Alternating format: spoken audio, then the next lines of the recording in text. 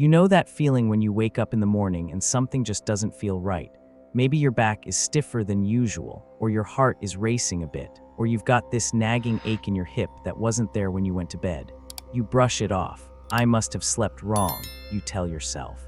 But what if I told you that the way you're sleeping, something as simple as which side you lie on, could actually be putting your health at risk? Now I know what you're thinking. I've been sleeping this way for decades. Why would it suddenly be a problem? And that's exactly what my friend George said too. At 72, he'd always been a left-side sleeper, until his doctor told him that very habit might be why he'd been waking up with heart palpitations. That got his attention, and it's why we're talking today about why sleeping on your left side after 70 can be dangerous, along with 3 other nighttime mistakes you'll want to avoid. Let's start with the big one, why left-side sleeping becomes risky as we age ***. For most of your life, sleeping on your left side might have been perfectly fine, maybe even recommended. But after 70, our bodies change in ways that can turn this harmless habit into a real problem. Here, why? When you lie on your left side, you're putting direct pressure on your heart. Now, for a healthy 40-year-old, that's no big deal. But as we get older, many of us develop mild heart issues we might not even know about, slight valve problems, weaker heart muscles, or even just higher blood pressure. That extra pressure from left-side sleeping can strain an already tired heart. Dr. Amina Carter, a cardiologist I spoke with, explained it like this. Imagine your heart is working harder just to do its normal job as you age. Now add the weight of your body pressing against it for hours each night. It's like asking someone to run a marathon while carrying a backpack full of rocks. But here, where it gets really interesting, left-side sleeping doesn't just affect your heart. It can also worsen acid reflux. You'd think lying on your left would help. That's what all the articles say, right? Well, new research shows that after 70, when our digestive systems slow down, this position can actually make nighttime heartburn worse for many seniors. Which brings me to our second nighttime mistake, sleeping flat on your back ***. Now I can hear some of you saying, but my doctor told me to sleep on my back for my arthritis, and that might have been good advice years ago. Here, what changes as we get older? That position can actually cause breathing problems you never had before. As we age, the muscles in our throat relax more during sleep. Lie flat on your back, and suddenly you're snoring louder, or worse, having brief moments where you stop breathing altogether. My neighbor Martha found this out the hard way. She'd always been a back sleeper, but around age 75, she started waking up gasping a few times a week. Her daughter insisted she get checked, and the sleep study showed she'd been having mild apnea episodes, all because her back sleeping position was letting her airway collapse. The simple fix, a slight elevation. We'll talk more about that in a bit. Before we get to solutions, though, there's one more mistake I need to warn you about. One that surprised even me when I first learned about it. Sleeping with too many pillows under your head ***. You might think you're doing your neck a favor by propping yourself up, but when you pile up those pillows, you're actually creating a kink in your neck that can pinch nerves and reduce blood flow to your brain.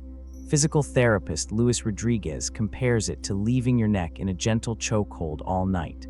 The result? Waking up with headaches, tingling hands, or that stiff neck so many of us blame on sleeping wrong. Now I know this might feel like a lot to take in, especially if you've been sleeping the same way for 50 years.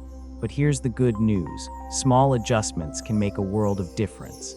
In our next part, we'll talk about exactly how to position yourself for safer, more comfortable sleep, including the one pillow trick that helped George stop his heart palpitations and the simple wedge that let Martha sleep through the night again.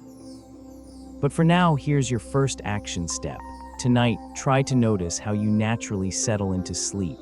Are you a left-side sleeper, a back sleeper? Do you wake up with your head propped high? Just becoming aware of your habits is the first step toward better sleep and better health. And if you've already noticed some of these issues, maybe you've been waking up with a racing heart or a sore neck, I'd love to hear about your experience in the comments.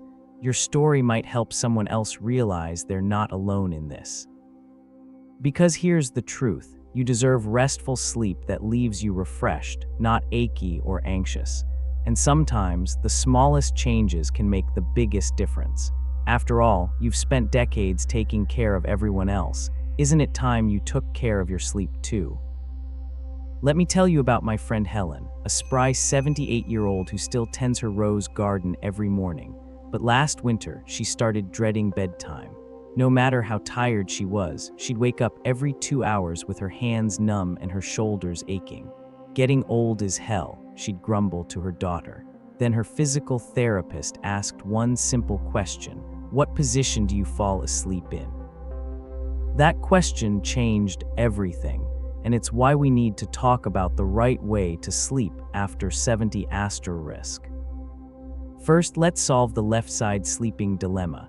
If not your left side, then what? The right side is actually the safer choice asterisk for most seniors, and here's why. When you lie on your right side, you take pressure off your heart while still keeping your airway open. And this is important, you'll want to make one crucial adjustment. Place a firm pillow between your knees. Now I know that sounds too simple to make a difference, but hear me out. That knee pillow does 3 magical things. 1. It keeps your spine properly aligned so you don't wake up with back pain. 2. It prevents you from rolling onto your left side during the night. 3. It reduces pressure on your hips, a big relief if you have arthritis. Helen tried this for just 3 nights before she noticed the numbness in her hands was gone. After 2 weeks, she was back to sleeping 6 hours straight, something she hadn't done in years. Next, let's talk about the perfect pillow setup asterisk to avoid that kinked neck problem we discussed earlier. Forget the mountain of pillows. What you really need is one good quality, medium firm pillow that keeps your neck in what doctors call neutral alignment. Here's how to test if yours is right. When lying on your side, your nose should line up with the center of your sternum, not tilted up or down. A great trick my neighbor Sam taught me: take a standard bed pillow and fold it in half longways, then place it under your neck with the fold facing up. This creates gentle support without over-elevating your head. Sam's morning headaches disappeared within days of switching to this method. Now about that back sleeping issue, because I know some of you are thinking, but I can't sleep any other way. If you must sleep on your back, here's the safer way to do it. Use a wedge pillow under your upper body asterisk to elevate yourself just 15-20 degrees. This slight incline does wonders. Reduces sleep apnea episodes by keeping your airway open, eases acid reflux better than left side sleeping, takes pressure off your lower back. You don't need anything fancy. A $30 foam wedge from the pharmacy works perfectly. Viewer Mark wrote that this simple change helped him stop the choking episodes that had been terrifying his wife. His doctor confirmed his oxygen levels improved dramatically with this one adjustment. Here's something most people don't realize. Your bedtime routine starts long before you hit the pillow asterisk. What you do in the evening affects your sleep position choices. For example, drinking water within 2 hours of bed makes you more likely to roll onto your left side. Your body's trying to protect your right kidney. Eating heavy meals late leads to reflux that makes you toss and turn. Watching TV in bed trains your body to associate the bedroom with activity rather than rest. Try this experiment. For the next 3 nights, keep your last hour before bed completely screen-free. Read a book, listen to music, or do some gentle stretches instead. Viewer Carol reported that this small change helped her stop the restless rolling that had been pushing her onto her left side unconsciously. Now I can already hear some of you saying, but I've slept a certain way for 70 years. How can I change now? Here's the beautiful thing. Your body wants to find comfortable positions. It's just that over the years, we've trained it into bad habits. The fixes we're talking about, they're about removing obstacles so your body can rediscover natural, comfortable sleep. Coming up in our final part, we'll cover the most surprising mistake, one that has nothing to do with your sleeping position, but everything to do with why you might be waking up exhausted. Plus, I'll share the simple 3-minute bedtime stretch that's helped hundreds of seniors sleep more soundly. But for tonight, try just one of these changes, maybe the knee pillow or the single folded pillow. Pay attention to how your body responds. And if you've already found tricks that help you sleep better, please share them in the comments. Your tip could be the life-changing solution someone else has been searching for. Because here's what I want you to remember. Good sleep isn't about following rigid rules. It's about giving your body the support it needs to do what comes naturally. And at any age, but especially after 70, that makes all the difference between waking up refreshed or feeling like you've been run over by a truck. You know what surprised me most when I started researching sleep for seniors? It wasn't the heart risks of left-side sleeping or the breathing problems from back sleeping. It was this: the temperature of your bedroom might matter more than your sleeping position. And that brings us to our final nighttime mistake, one that's so easy to fix, but most of us get it wrong every single night. Let's talk about sleeping in a room that's too warm. Now I know what you're thinking, but I always feel cold at night. Here's the fascinating science. As we age, our bodies become less efficient at regulating temperature during sleep. That chilly feeling when you first get into bed, it often disappears once you're asleep, leaving you overheating by 2 a.m. without realizing it. And here's why that's dangerous. Elevated core temperature disrupts deep sleep cycles, the very restorative sleep your brain and body need most. My 80-year-old Uncle Frank insisted on keeping his bedroom at 75 degrees F year-round. He couldn't understand why he kept waking up drenched in sweat and exhausted. When he finally listened to his doctor and lowered the thermostat to 68 degrees F, using just a light blanket instead, he started sleeping through the night for the first time in a decade. His secret: a simple trick: wear warm socks to bed. Your feet control much of your body's temperature regulation, and warm feet help the rest of your body stay comfortably cool. Now let's put all these pieces together with the perfect pre-sleep routine I've seen work wonders for hundreds of seniors.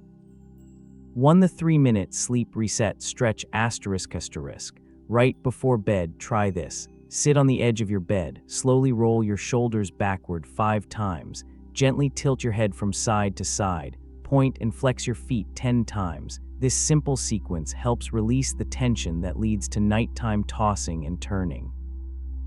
2. The 2-hour rule. Stop eating 2 hours before bed, but enjoy a small protein snack, like a few almonds, if you're truly hungry. This prevents both reflux and nighttime blood sugar crashes. 3. The golden hour. Spend the last 60 minutes before bed in dim lighting doing something calming, not watching the news or scrolling on your phone. Reader Margaret found this eliminated her 3 a.m. wake-ups completely. Here's what's beautiful about these changes. They don't require buying expensive gadgets or completely relearning how to sleep. They're about working with your body's natural rhythms rather than against them. I want to share one last story that sums this all up beautifully. A viewer named Arthur wrote to me saying he'd suffered from terrible hip pain and restless sleep for years. After our first video, he switched from left side to right side sleeping with a knee pillow, replaced his mountain of pillows with one properly folded one, lowered his bedroom temperature by just 5 degrees. The result: after 2 weeks, his hip pain decreased so much he could take his morning walks again. After a month, his daughter said he looked 10 years younger because he wasn't constantly exhausted. Now I'd love to hear from you. Have you tried any of these sleep adjustments? What worked or didn't work for you? Your real-life experiences in the comments could help fellow viewers find their perfect sleep solution. If this video helped you understand your sleep better, do me a kindness. Hit that like button so others can find this information too. And consider subscribing if you want more practical health tips tailored for seniors. Because here's the truth the medical establishment often misses. Getting older doesn't mean you have to accept poor sleep as inevitable. With the right knowledge and a few simple tweaks, you can enjoy restful nights and energized days at any age. Here's to your health and to waking up tomorrow feeling truly refreshed.